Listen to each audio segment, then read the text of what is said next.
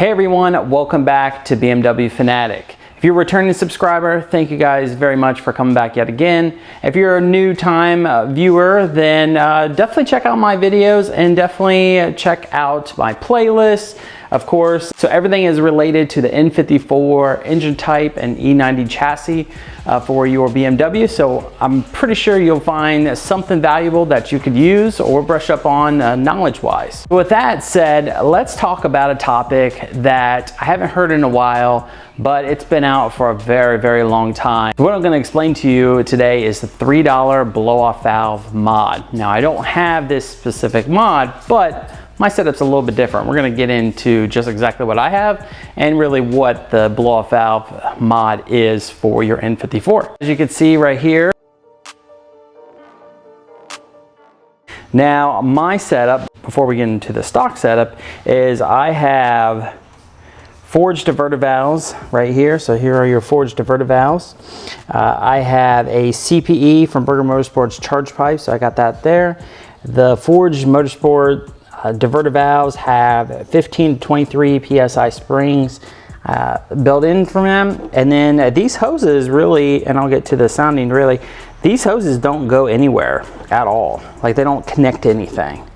So just for example purposes, see right here, this hose is for nothing. This hose is to direct the sound outward, since I have them capped off. So these little caps that you can buy, these caps are 7/8 caps that they're chair stops. That's for a chair that goes right underneath them. And you buy them to, at Home Depot or Lowe's or really any home improvement store by you. So what you do is cap off the intake track right there. That's where your recirculating valves go.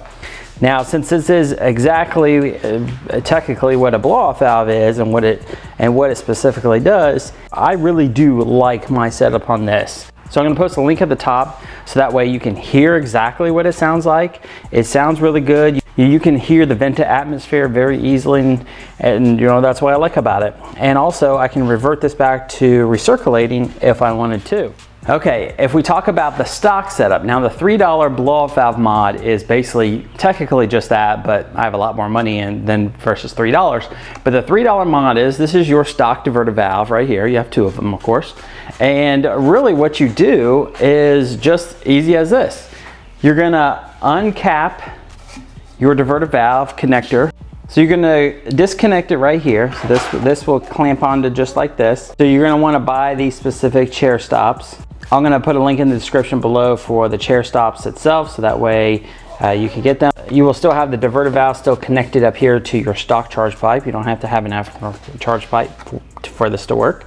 And really all you do is leave it unhooked, just like this.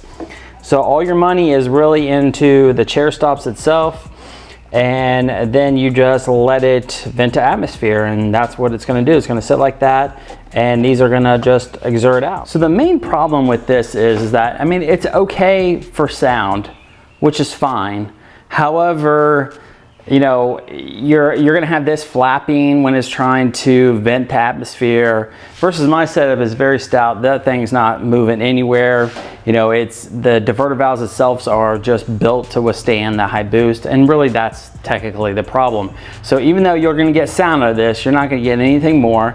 Now you won't harm anything doing anything, because N54s use MAP sensors and not MAF sensors, MAF. So MAP sensors, you have your T-MAP in your charge pipe itself, and then you have a MAP sensor on top of your intake manifold right here. So no harm, no foul with doing this. However, it is just for sound, and that is it. When you build only stock boost of peak 8 PSI, you're gonna have some sound, but it's not gonna be really loud. Now, when I run an E30 mix in my car, I hold and peak very easily 18 PSI. So 18 PSI blasting off versus 8 PSI, you can see the volume difference there. So, but I know a lot of people just like it for the sound, and really this is probably all for newcomers coming onto the platform itself, but like I said, all for sound, and that's it. Now, if you get serious with your car, you replace the charge pipe, you can go and do a regular blow-off valve, or you can do a diverter valve setup. Anything's better than the stock setup, since the stock setup will bleed boost very easily because it's a plastic piston inside and not a metal one. So that's another big difference there.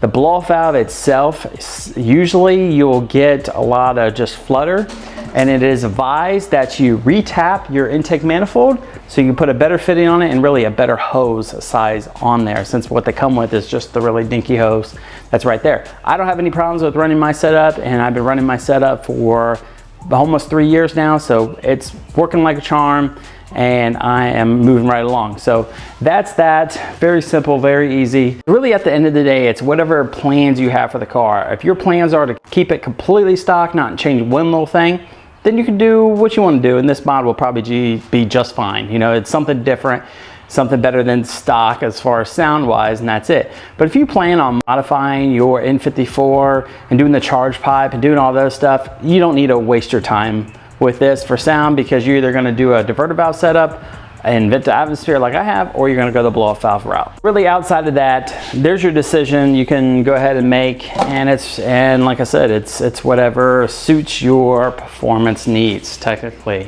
you know, really that's what I'm thinking about.